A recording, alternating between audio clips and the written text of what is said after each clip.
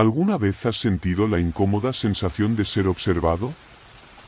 No hablo de una mirada cualquiera, sino de esa penetrante presencia que se clava en tu nuca, incluso cuando estás completamente solo. Si alguna vez lo has sentido, quédate conmigo, porque hoy vamos a adentrarnos en uno de los lugares más inquietantes y escalofriantes del mundo, la Isla de las Muñecas. No es un simple lugar abandonado decorado con juguetes viejos. Es una prisión al aire libre de almas atrapadas, un museo del dolor, y un recordatorio de que algunas cosas nunca deberían ser olvidadas ni perturbadas. La historia comienza con una tragedia. Según la leyenda, hace décadas, en uno de los estrechos canales de Xochimilco, una pequeña niña murió ahogada en las aguas turbias que rodean la isla. Nadie sabe exactamente cómo sucedió. Algunos dicen que fue un accidente, otros aseguran que algo más oscuro la arrastró hacia las profundidades.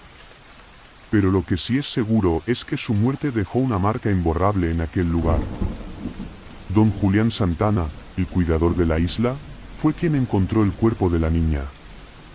Él no pudo salvarla, pero desde ese día empezó a escuchar sus gritos, sus lamentos. Decía que, por las noches, una sombra infantil se deslizaba entre los árboles.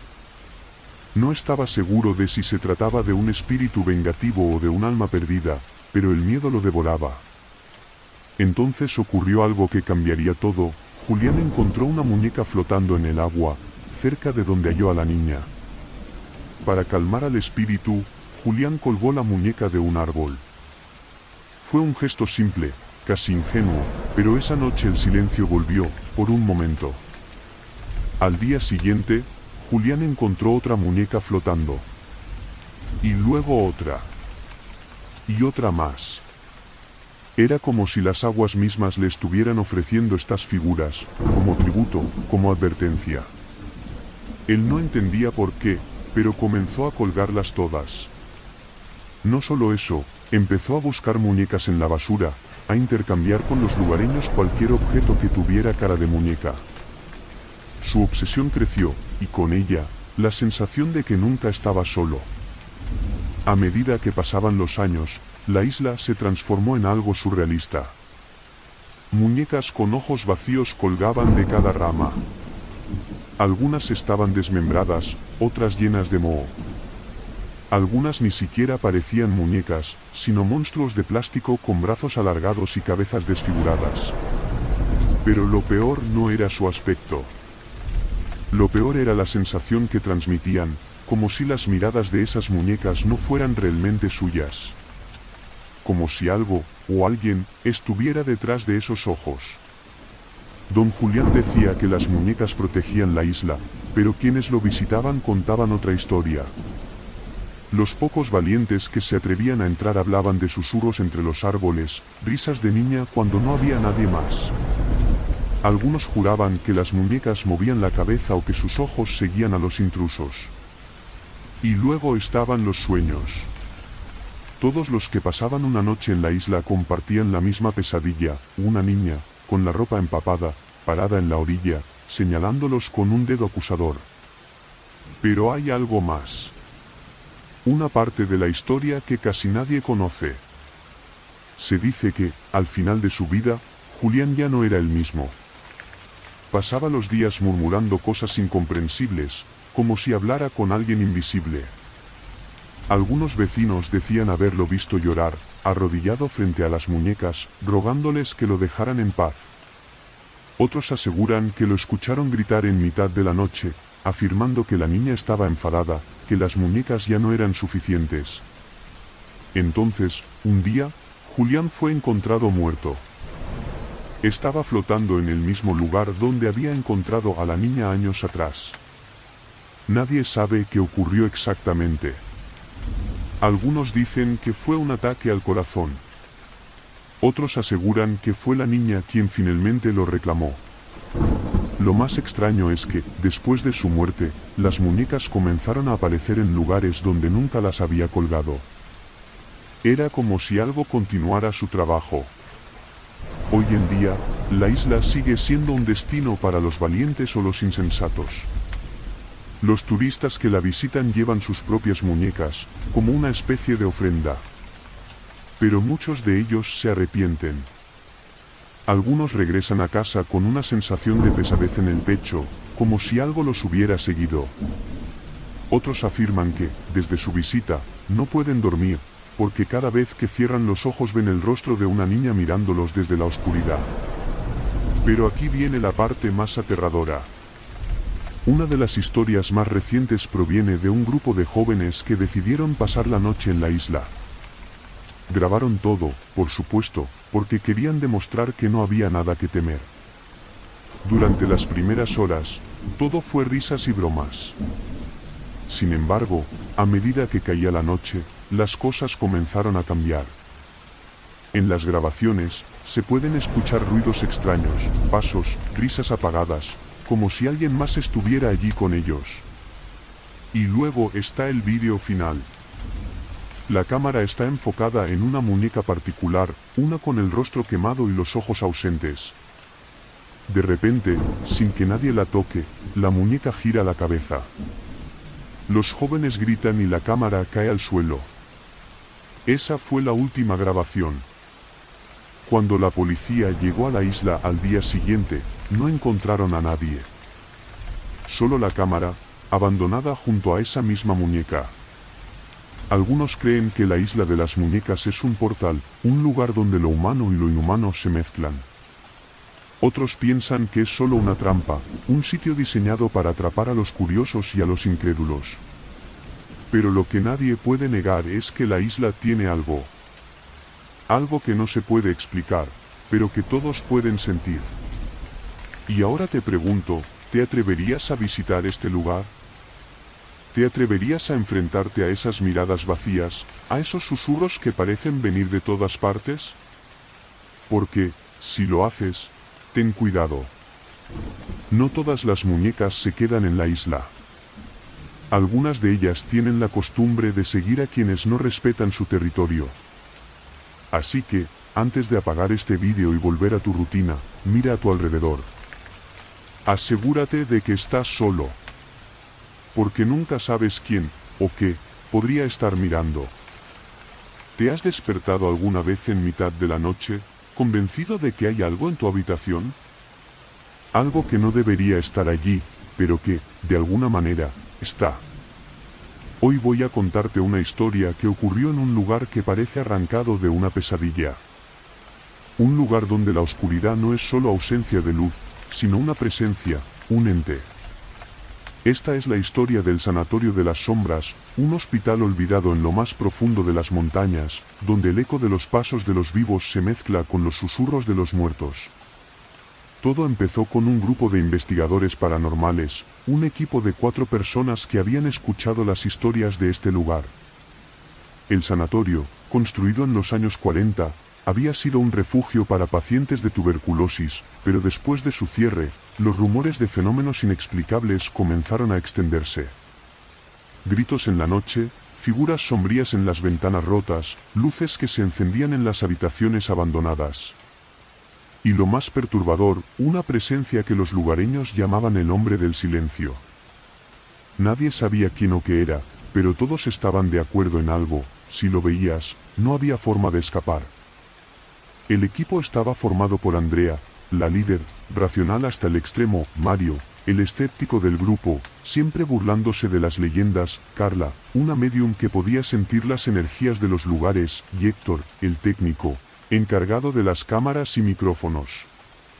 Todos habían enfrentado casos extraños antes, pero algo en este sanatorio les inquietaba desde el principio. Llegaron al lugar al caer la tarde. El edificio se alzaba como una enorme sombra contra el cielo anaranjado. Ventanas rotas, paredes cubiertas de grafitis y un silencio que parecía absorber el sonido de sus pasos. Andrea les recordó el plan: colocarían cámaras en los pasillos principales y grabarían durante toda la noche. Mario se rió, como siempre.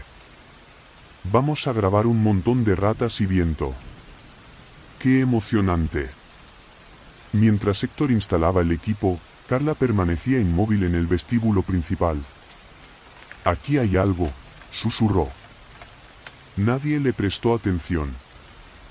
Estaban acostumbrados a sus sensaciones. Pero esa vez era diferente. Se notaba en su respiración, en la forma en que sus ojos se movían como si estuviera siguiendo algo invisible. Cuando la noche cayó por completo, el edificio se transformó. Lo que durante el día parecía un conjunto de ruinas ahora se sentía vivo. Los pasillos oscuros parecían susurrar, las sombras se alargaban de formas imposibles, y el aire estaba tan denso que respirar se volvía un esfuerzo. Héctor monitoreaba las cámaras desde la sala de control que habían improvisado, mientras los demás exploraban.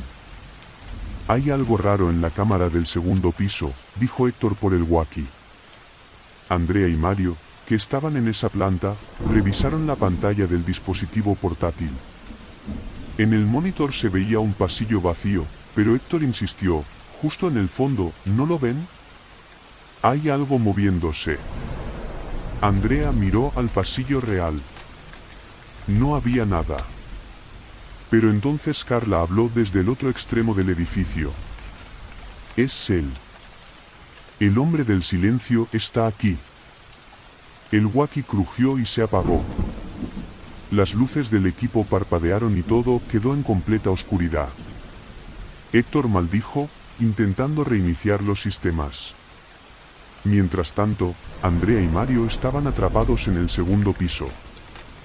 Carla, desde su posición en el sótano, no respondía.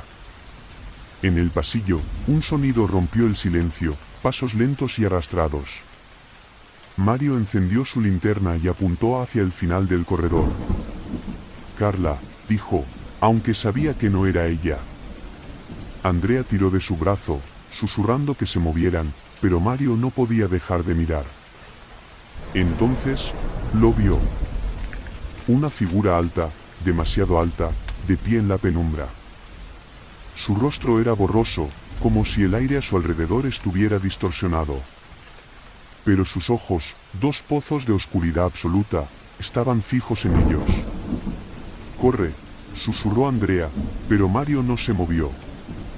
La figura dio un paso hacia ellos, y en ese momento, el pasillo pareció encogerse, como si las paredes se cerraran alrededor. Andrea tiró con fuerza de Mario, y los dos corrieron hacia las escaleras. Los pasos detrás de ellos no eran rápidos, pero cada vez que miraban hacia atrás, la figura estaba más cerca, deslizándose, como si la distancia no significara nada. Mientras tanto, en el sótano, Carla estaba sola. Susurros llenaban el aire, palabras que no podía entender. Las paredes temblaban, y cada vez que cerraba los ojos veía una imagen, una habitación con una cama de hospital oxidada, una ventana rota y alguien sentado allí, de espaldas. Pero no era una visión cualquiera. Carla sabía que no era una proyección de su mente, sino un lugar real. Un lugar que debía encontrar. Subió corriendo las escaleras, siguiendo un impulso inexplicable. Cuando llegó al tercer piso, vio la puerta. Era exactamente como la había visto en su mente. Entró, temblando, y allí estaba, la cama, la ventana, y esa figura sentada. Carla quiso gritar, pero su garganta estaba seca. La figura se giró lentamente, y entonces lo entendió todo. No era el hombre del silencio. Era ella misma, pero con los ojos vacíos y una sonrisa que no le pertenecía. En el primer piso, Héctor logró reiniciar las cámaras. En una de ellas, vio a Andrea y Mario corriendo hacia el vestíbulo, pero algo los seguía. No era solo el hombre del silencio. Las sombras del pasillo parecían cobrar vida, extendiéndose como garras hacia ellos. Héctor gritó por el walkie, «Salgan de ahí, y corran al coche». Pero entonces vio algo que lo dejó helado. En otra cámara, Carla estaba en una habitación, y detrás de ella, una figura idéntica a la que seguía a los otros. Cuando Andrea y Mario llegaron al vestíbulo, las puertas principales estaban cerradas. Golpearon con todas sus fuerzas, pero no se abrían. Héctor corrió a ayudarlos, pero cuando llegó, las puertas estaban abiertas de par en par. Andrea y Mario ya no estaban. El equipo de búsqueda llegó días después. No encontraron a nadie. Solo las cámaras, todavía grabando. En las grabaciones, los investigadores vieron todo. Vieron a Andrea y Mario siendo atrapados por sombras que los devoraban. Vieron a Carla enfrentándose a su doble antes de que ambas desaparecieran en la nada. Pero lo peor fue la última toma, Héctor, sentado en la sala de control, mirando a la cámara, pero su rostro no era el suyo. Su sonrisa, demasiado amplia, pertenecía a otra cosa. El sanatorio fue sellado después de aquello, pero algunas noches, si pasas cerca, puedes escuchar voces llamándote desde las ventanas. Y si tienes mala suerte, tal vez escuches unos pasos, justo detrás de ti. ¿Alguna vez te has encontrado con algo que parece tan cotidiano, tan inofensivo, que no puedes evitar bajar la guardia, solo para descubrir demasiado tarde que es todo lo contrario? Hoy quiero contarte la historia de un lugar que muchos considerarían normal, hasta aburrido, un simple puente, conocido por los lugareños como el Puente de los Susurros. No tiene aspecto terrorífico. Es un puente de piedra, pequeño y discreto, escondido en un pueblo remoto. Su historia, sin embargo, es todo menos ordinaria. Hay quienes lo llaman una trampa, otros dicen que es una puerta. Pero todos coinciden en algo: quien escucha los susurros que emanan de él no vuelve a ser el mismo. La historia que te contaré le ocurrió a Raúl, un joven estudiante de fotografía apasionado por capturar paisajes y lugares olvidados. Había leído sobre el puente en un foro de exploradores urbanos, descrito como un sitio mágico, pero con una advertencia: nunca cruce el puente después de escuchar los susurros. A Raúl no le importaban las advertencias. Le parecían cuentos para asustar a turistas. Lo que sí le interesaba era la idea de fotografiar algo que pocos se atrevían a visitar. Así que una fría tarde de otoño, con su cámara al hombro, decidió aventurarse. El camino hacia el puente era solitario, bordeado por un bosque cuyas ramas desnudas parecían garras retorcidas. El aire se volvía más pesado a medida que se acercaba. Finalmente, lo vio, un arco de piedra que se reflejaba en el agua estancada del río. Las hojas caídas flotaban en la superficie, y todo estaba tan quieto que parecía que el tiempo se había detenido. Era perfecto para una foto. Pero Raúl no estaba solo. Primero sintió un escalofrío.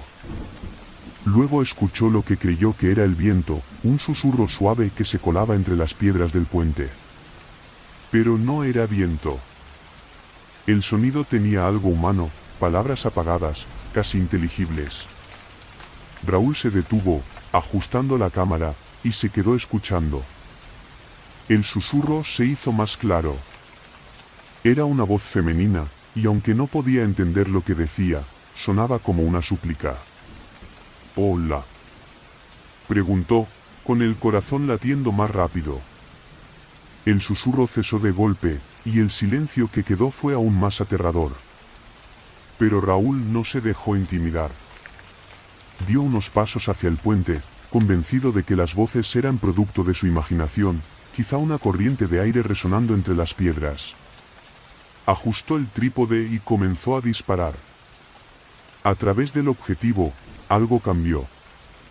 El puente, que antes parecía antiguo pero inofensivo, adquirió un aire extraño. Las sombras bajo el arco parecían moverse, como si la luz del sol no pudiera tocarlas. Y luego, en la pantalla de su cámara, vio algo que no estaba allí, una figura de pie, justo en el centro del puente. Bajó la cámara rápidamente, mirando con sus propios ojos. Nada.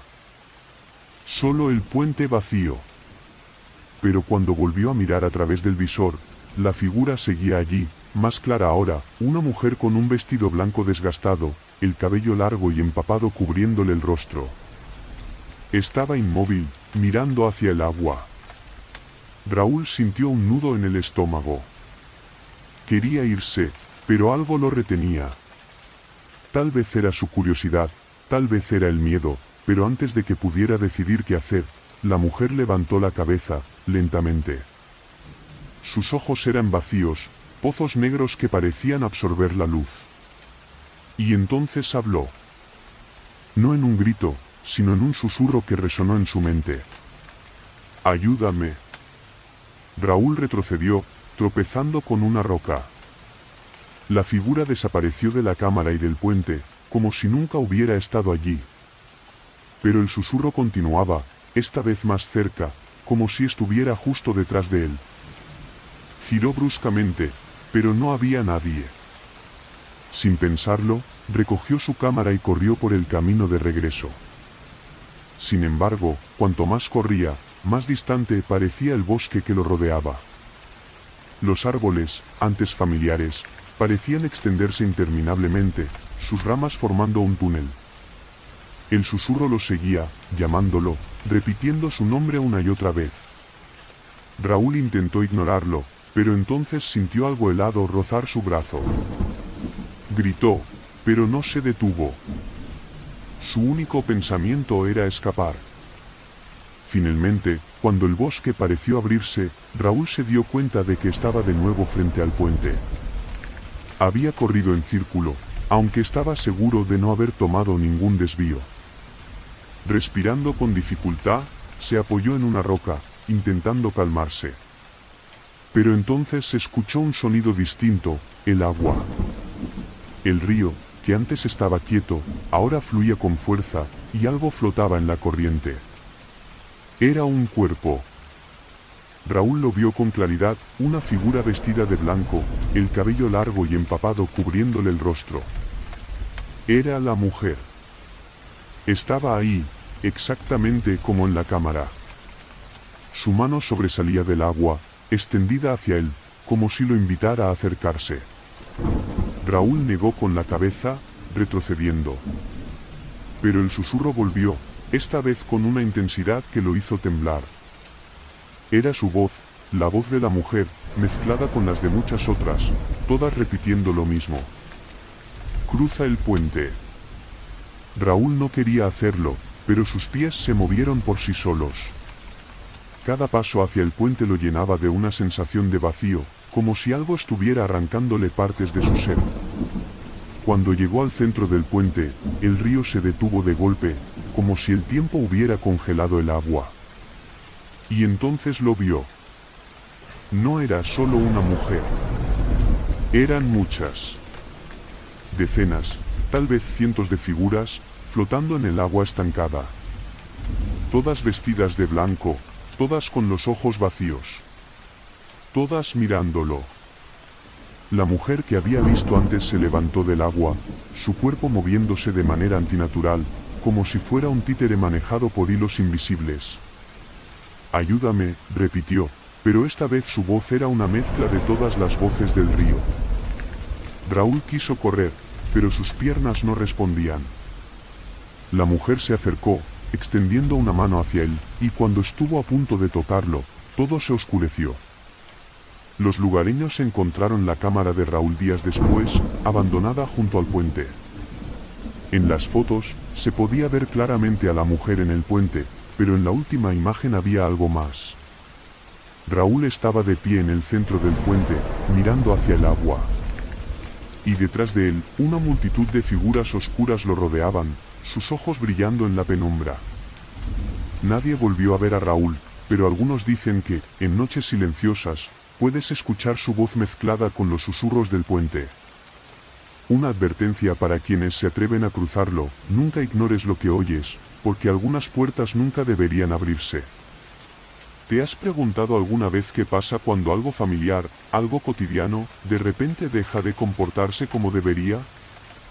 Algo que siempre ha estado ahí, que conoces bien, pero que de un momento a otro, cambia. Hoy te contaré la historia del espejo de Lucía, un objeto aparentemente ordinario que convirtió su vida en una espiral de terror. Lucía era una mujer normal, con una rutina común. Vivía sola en un pequeño apartamento, trabajaba en una oficina, y sus días eran una sucesión monótona de tareas repetitivas. Había heredado el espejo de su abuela hacía años, un espejo de cuerpo entero con un marco de madera oscura, tallado con delicados patrones florales. Siempre lo había tenido en su habitación, frente a la ventana, y nunca había pensado mucho en él. Era solo eso, un espejo. hasta que dejó de serlo. Todo comenzó una noche en la que Lucía no podía dormir. Se dio cuenta de que algo en su habitación se sentía diferente. Una presión en el aire, como si no estuviera sola. Se giró hacia el espejo, y por un momento creyó que había alguien más allí. Pero no. Solo estaba ella, reflejada en la penumbra. Suspiró, aliviada, y se volvió hacia la cama. Sin embargo, cuando apagó la luz, sintió una punzada de inquietud. Algo estaba mal. A la mañana siguiente, mientras se preparaba para el trabajo, ocurrió algo extraño. Mientras se miraba en el espejo ajustándose la blusa, notó que su reflejo parecía un poco desfasado. Era apenas un instante, una fracción de segundo en la que su reflejo no se movió al mismo tiempo que ella. Pero fue suficiente para que su corazón latiera más rápido. Estoy demasiado cansada, se dijo, intentando convencerse de que todo estaba en su cabeza. Pero esa no fue la única vez. En los días siguientes, Lucía empezó a notar más cosas. El reflejo a veces parecía observarla de una manera que no podía explicar. No era su expresión, no exactamente. Era algo más. Una sensación de que los ojos en el espejo no eran los suyos. Una noche, mientras se lavaba los dientes, giró la cabeza hacia el espejo y vio su reflejo todavía mirándola de frente, con una sonrisa que no había hecho. Dejó caer el cepillo de dientes, el corazón desbocado, y salió corriendo del baño. Intentó ignorarlo, convencer a sí misma de que todo era producto de su imaginación. Pero el espejo no la dejaba en paz. Comenzó a cubrirlo con una sábana por las noches, incapaz de soportar la idea de verlo en la oscuridad. Pero incluso cubierto, sentía su presencia. Como si algo detrás de la tela estuviera observándola. Una madrugada, el ruido la despertó. Era un golpeteo suave, rítmico, como si alguien estuviera tocando el cristal desde dentro.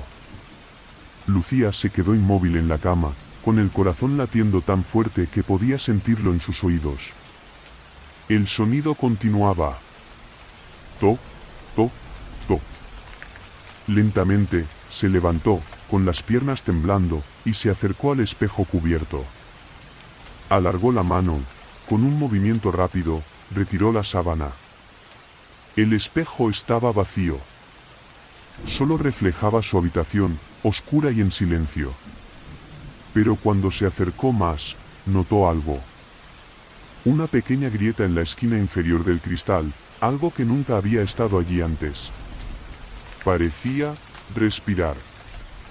La grieta se movía, como si fuera un pulso, latiendo al ritmo del golpeteo que ahora resonaba en su cabeza. En ese momento, el reflejo cambió. Ya no era su habitación. Lo que veía al otro lado del espejo era un lugar distinto, un pasillo oscuro, con paredes cubiertas de algo que parecía moho. En el centro del reflejo estaba Lucía, o algo que se parecía a ella. Pero no era ella. Esa versión de Lucía estaba de pie, mirándola con ojos vacíos, sin pupilas, con la misma sonrisa torcida que había visto antes. Detrás de esa otra Lucía, sombras se movían, figuras humanoides que se arrastraban, acercándose poco a poco. Lucía retrocedió, pero el reflejo permaneció igual, mostrándole aquel pasillo y aquella otra versión de sí misma. Cuando estuvo a punto de salir corriendo, escuchó un susurro. Era su propia voz, pero venía del espejo. «Ven conmigo». La voz era dulce, tentadora, pero tenía un eco extraño, como si muchas voces estuvieran hablando al mismo tiempo. Lucía negó con la cabeza, aterrorizada. Pero cuando intentó apartar la vista, sintió algo en su tobillo, una mano, fría y húmeda, que la sujetaba. Miró hacia abajo, pero no había nada. Sin embargo, en el espejo, su reflejo estaba extendiendo una mano hacia ella, atravesando el cristal. El pánico se apoderó de Lucía. Corrió hacia la cocina, agarró un cuchillo y volvió al espejo. Sin pensarlo, golpeó el cristal con todas sus fuerzas. El espejo no se rompió. En cambio, su superficie pareció ondular, como si estuviera hecha de agua. La otra Lucía, la del reflejo, inclinó la cabeza y la miró con algo que parecía decepción. «No puedes escapar», susurró, antes de desaparecer junto con el reflejo del pasillo. El espejo volvió a mostrar su habitación, como si nada hubiera pasado. Pero Lucía sabía que no era el final. Esa noche, lo arrastró hasta el sótano del edificio y lo dejó allí, cubierto con la sábana. Creyó que todo había terminado. Pero los días siguientes, cada vez que pasaba por un escaparate o se miraba en un cristal, notaba algo extraño. Su reflejo siempre parecía llegar un segundo tarde, o mirarla un poco más de lo necesario. Hasta que, una mañana, al pasar frente a una vitrina de una tienda, su reflejo no estaba allí.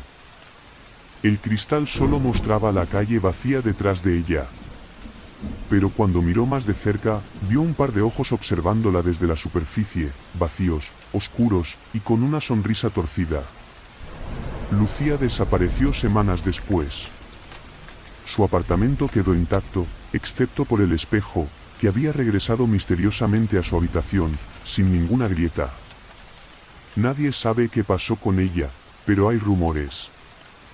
Dicen que, si miras fijamente a un espejo durante mucho tiempo, puede que veas algo que no deberías. Y si ese algo te sonríe, ya no hay forma de escapar. ¿Has oído hablar del último ascensor? Es una historia que la gente cuenta en susurros, como si solo mencionarla pudiera invocar algo oscuro. Dicen que no es un ascensor cualquiera. Es un portal, un paso entre mundos, y no siempre te lleva donde esperas. Hoy te contaré lo que le pasó a Diego, un hombre común, que una noche tomó ese ascensor, y nunca volvió a ser el mismo. Diego era el último en salir de la oficina esa noche. El edificio estaba casi vacío, con un silencio pesado que amplificaba cada paso, cada clic de su teclado mientras terminaba de revisar unos informes. Las luces de los pasillos parpadeaban de vez en cuando, algo normal en un lugar tan viejo. Finalmente, cansado y con ganas de llegar a casa, recogió su maletín y se dirigió al ascensor. Había algo extraño desde el principio. Cuando presionó el botón para llamar al ascensor, el aire a su alrededor pareció enfriarse. El zumbido del motor resonó por el hueco del ascensor, pero cuando las puertas se abrieron, Diego notó que el interior estaba más oscuro de lo habitual. Solo una luz débil parpadeaba en el techo del ascensor. Algo en su interior le gritó que no entrara. Pero se rió de su paranoia y dio un paso al frente. El ascensor estaba más frío que el pasillo. Al presionar el botón del primer piso, sintió un ligero temblor bajo sus pies, como si el ascensor dudara antes de empezar a moverse. Las puertas se cerraron lentamente, y el panel de botones parpadeó antes de apagarse por completo. «Genial, ahora esto también falla», murmuró, presionando el botón de emergencia. El ascensor se puso en marcha, descendiendo lentamente. Pero Diego notó algo extraño, no había números en el panel indicando en qué piso estaba. Solo el parpadeo tenue de una luz roja. Sentía que llevaba más tiempo del necesario bajando, mucho más. Y luego, sin previo aviso, el ascensor se detuvo. «Hola. ¿Hay alguien ahí?», gritó, esperando que el conserje o algún guardia de seguridad respondiera. Pero no hubo respuesta. Solo el silencio, profundo y opresivo. De repente, las luces se apagaron por completo, dejándolo en una oscuridad absoluta. Diego sintió que el aire en el ascensor cambiaba, se volvía más pesado, casi asfixiante. Entonces, las luces parpadearon una vez más, y cuando se encendieron, ya no estaba solo. En la esquina más lejana, había alguien de pie. Era difícil distinguir sus rasgos bajo la tenue iluminación, pero su presencia era inconfundible. Diego dio un paso atrás, apretándose contra la pared del ascensor. El desconocido no se movía. Solo estaba allí, inmóvil, con la cabeza ligeramente inclinada hacia un lado, como si estuviera estudiándolo. ¿Quién eres?, preguntó Diego, su voz temblando. La figura no respondió. Pero algo cambió. Diego notó que, aunque el hombre no se movía, su sombra sí lo hacía. Se extendía por el suelo del ascensor, avanzando hacia él como si tuviera vida propia. Diego intentó gritar, pero el sonido se atascó en su garganta. Cuando la sombra lo alcanzó, sintió un frío glacial que le atravesó el cuerpo, robándole el aliento. Las luces se apagaron de nuevo. Cuando volvieron a encenderse, la figura ya no estaba. Pero Diego no estaba aliviado. En el pequeño espejo sobre los botones, vio algo que hizo que su piel se erizara. No era su propio reflejo lo que miraba desde el cristal. Era la figura, con ojos vacíos y una sonrisa torcida que no pertenecía a ningún ser humano. Diego presionó frenéticamente todos los botones, intentando que el ascensor se moviera. Finalmente, el motor volvió a zumbar, y las puertas se abrieron. Sin pensarlo, salió corriendo, pero lo que encontró al otro lado no era el vestíbulo del edificio. Era un pasillo interminable, oscuro y húmedo, con paredes cubiertas de extrañas marcas que parecían rasguños. El aire era denso, cargado de un olor metálico. Diego miró atrás, pero las puertas del ascensor ya no estaban allí. Solo quedaba un muro de concreto liso. «Esto no puede estar pasando», susurró, temblando. Avanzó por el pasillo, porque quedarse quieto era aún más aterrador. Cada paso resonaba, pero no como si estuviera solo. Era como si algo invisible caminara detrás de él, sincronizando sus movimientos. Cuando se detuvo, los pasos también lo hicieron. Miró hacia atrás, pero no había nada. Entonces lo escuchó, un susurro. Era bajo, apenas audible, pero claro como el cristal. «Diego». El sonido venía de todas partes, envolviéndolo.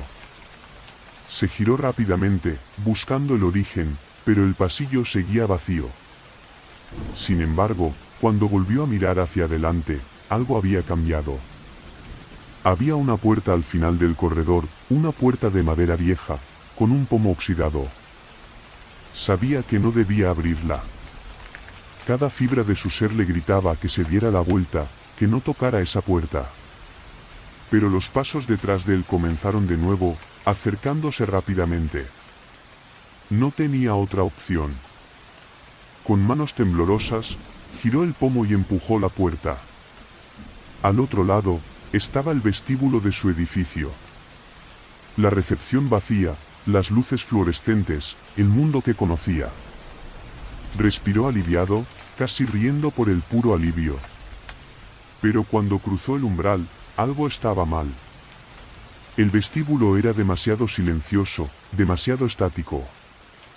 Caminó hacia la salida, pero cuando pasó junto a las ventanas, se dio cuenta de que no había nada afuera.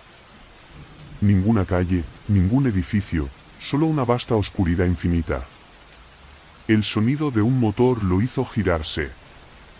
El ascensor había vuelto a abrirse, y dentro, la figura estaba esperándolo, con la misma sonrisa torcida.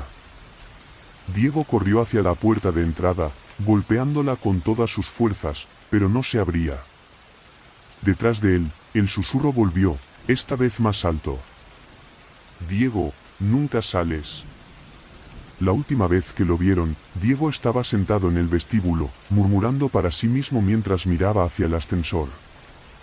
Algunos dicen que sigue ahí, atrapado en ese lugar entre mundos, esperando a que alguien más entre al último ascensor. Así que la próxima vez que subas a uno, asegúrate de mirar bien antes de entrar. Porque nunca sabes a dónde podrías llegar. ¿Has sentido alguna vez que te están observando, aunque sabes que estás completamente solo? No hablo de una cámara ni de alguien detrás de una ventana. Hablo de esa sensación escalofriante, visceral, de que algo está detrás de ti, esperando el momento adecuado para moverse. Hoy te contaré sobre la silla del corredor, un objeto tan común como aterrador cuando se convierte en la puerta a lo desconocido. Esta es la historia de Julia, una estudiante universitaria que se mudó a un pequeño apartamento viejo en una ciudad donde nadie la conocía. Era un lugar modesto, con una sola habitación, una cocina diminuta y un baño que a duras penas funcionaba. Pero era lo que podía pagar, y le pareció suficiente. El único objeto que le llamó la atención cuando entró por primera vez fue una vieja silla de madera que alguien había dejado en el corredor fuera de su puerta. La silla era extraña. Estaba desgastada, con marcas de arañazos en las patas y el asiento, y aunque parecía estar abandonada, siempre estaba impecablemente limpia. Julia pensó en moverla, quizás dejarla junto al contenedor de basura, pero no quería empezar con problemas con los vecinos, así que decidió ignorarla. Al fin y al cabo, ¿qué daño podía hacer una silla vieja? Los primeros días en el apartamento transcurrieron sin incidentes. Julia se acostumbró al silencio del lugar, a las sombras que la luz de la calle proyectaba en las paredes y al crujir ocasional de los tablones de madera bajo sus pies. Pero una noche, mientras estudiaba para un examen, escuchó algo que le heló la sangre, el sonido de algo arrastrándose por el suelo del corredor. Un ruido bajo y constante, como si alguien estuviera moviendo algo pesado. Julia dejó el bolígrafo y se quedó inmóvil, escuchando. El sonido se detuvo justo frente a su puerta. Se levantó con cuidado y miró por la mirilla. La silla estaba allí, exactamente en el mismo lugar donde siempre había estado. Pero algo era diferente. Aunque no había nadie en el pasillo, la silla ahora estaba orientada hacia su puerta, como si estuviera mirando directamente a ella. Julia sintió un escalofrío en la nuca, pero se obligó a reír.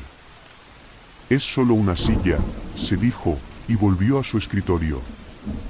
Pero esa noche no pudo dormir bien. Soñó que la silla estaba en su habitación, al pie de su cama, y que algo invisible estaba sentado en ella, observándola en la oscuridad. Cuando despertó, bañada en sudor frío, lo primero que hizo fue mirar hacia el corredor. La silla seguía allí, inmóvil. Pero esta vez, las marcas de arañazos en el asiento parecían más profundas. Julia decidió no darle importancia. ¿Qué podía hacer? Era una silla, nada más. Las cosas se pusieron más extrañas en los días siguientes. Cada vez que Julia salía al corredor, sentía que la silla estaba en un lugar ligeramente distinto, más cerca de su puerta. Una noche, incluso la encontró tocando el marco. Intentó ignorarlo, convencida de que algún vecino estaba jugando una broma pesada. Pero la sensación de ser observada crecía cada vez que pasaba cerca de ella. Una noche, después de un largo día de clases y trabajo, Julia llegó al apartamento y encontró la silla dentro de su casa. Estaba justo en el centro de la sala, perfectamente colocada. Su primer pensamiento fue que alguien había entrado. Revisó cada rincón del apartamento, pero no había señales de que la puerta hubiera sido forzada, ni de que faltara nada. Lo más extraño era que el suelo estaba cubierto de pequeñas marcas de arañazos, todas apuntando hacia donde estaba la silla. Con el corazón latiendo como un tambor, Julia la tomó y la sacó al corredor, dejándola exactamente donde había estado antes. Cerró la puerta con doble llave y se prometió que hablaría con el encargado del edificio al día siguiente. Pero esa noche, algo la despertó. El sonido era inconfundible, el chirrido de madera contra madera. Julia encendió la luz y vio la silla frente a su cama. No supo qué fue peor, ver la silla allí o darse cuenta de que las marcas de arañazos ahora estaban también en el suelo de su habitación, como si algo la hubiera arrastrado hasta su cama. Julia empezó a gritar. Lanzó la silla por las escaleras esa misma noche, con tanta fuerza que escuchó cómo se astillaba contra los muros. Pero cuando subió de nuevo, respirando con dificultad, la silla estaba en su lugar de siempre, en el corredor, como si nunca se hubiera movido. Esa fue la última noche que Julia pasó en el apartamento. Días después, mientras recogía sus cosas para mudarse, una vecina mayor se le acercó. Parecía nerviosa, como si dudara si hablar o no. Finalmente, le dijo: «No es la primera vez que alguien se va por la silla. Está aquí desde hace años. Nadie sabe de dónde salió, pero siempre regresa. Es mejor que no intentes deshacerte de ella. Solo vete». Julia nunca volvió a aquel lugar, pero la silla no la dejó ir del todo.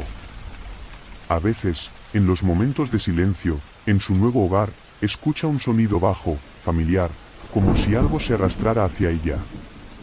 Y aunque intenta no mirar, a veces jura ver marcas de arañazos en el suelo, cerca de su puerta.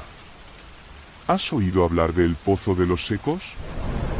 Está en un pueblo olvidado, escondido entre colinas donde nadie suele ir. Dicen que quien escucha su propia voz en ese pozo, no vuelve a ser el mismo. Esta es la historia de Andrés, un hombre que no creía en leyendas y decidió descubrir qué había detrás de esa historia. Andrés era periodista. Vivía de perseguir misterios, desentrañar mitos y escribir artículos que mantenían a sus lectores al filo del asiento. Cuando escuchó por primera vez sobre el Pozo de los Secos, pensó que era perfecto para una historia. Supuestamente, el pozo había estado allí desde hacía siglos, mucho antes de que el pueblo se fundara. Nadie sabía quién lo había construido ni por qué. Pero los lugareños tenían claro que no se debía hablar con el pozo.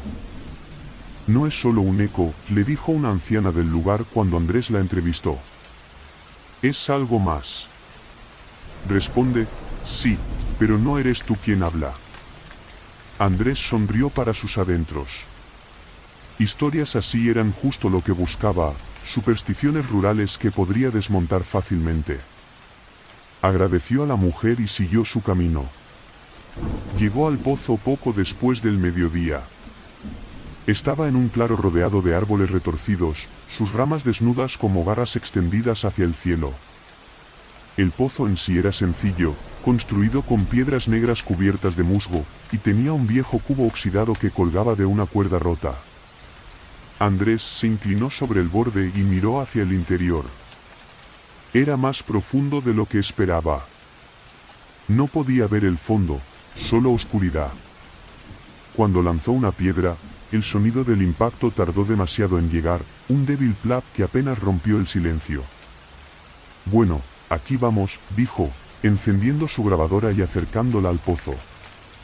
«Hola, soy Andrés».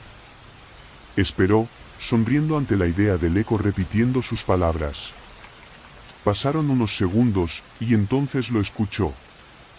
«Hola, soy Andrés». El sonido fue extraño. No era como un eco normal. Había algo diferente en el tono, algo ligeramente apagado, como si su voz estuviera siendo imitada por alguien que no entendía del todo cómo debía sonar. Andrés lanzó otra frase. «¿Hay alguien ahí abajo?». La respuesta llegó más rápido esta vez, pero no era exactamente lo que había dicho. «Hay alguien aquí arriba». La piel se le erizó. El aire alrededor del pozo parecía más frío de repente, pero Andrés se negó a dejarse intimidar. Decidió probar algo más. «¿Quién eres?». La respuesta lo dejó helado. «Soy tú». Andrés retrocedió un paso.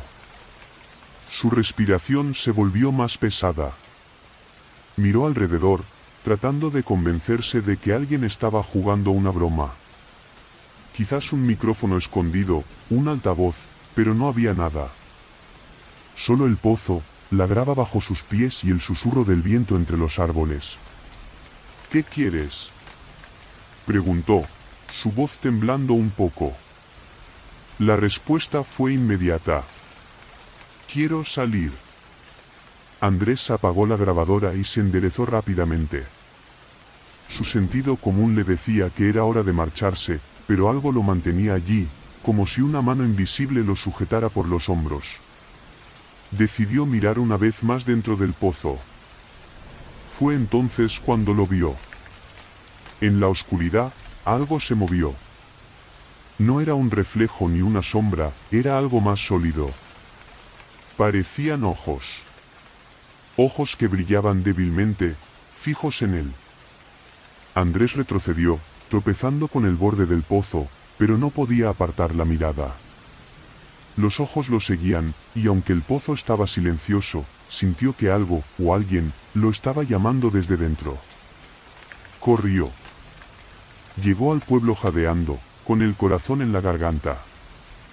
Los lugareños lo miraron con expresión de resignación, como si supieran exactamente lo que había ocurrido.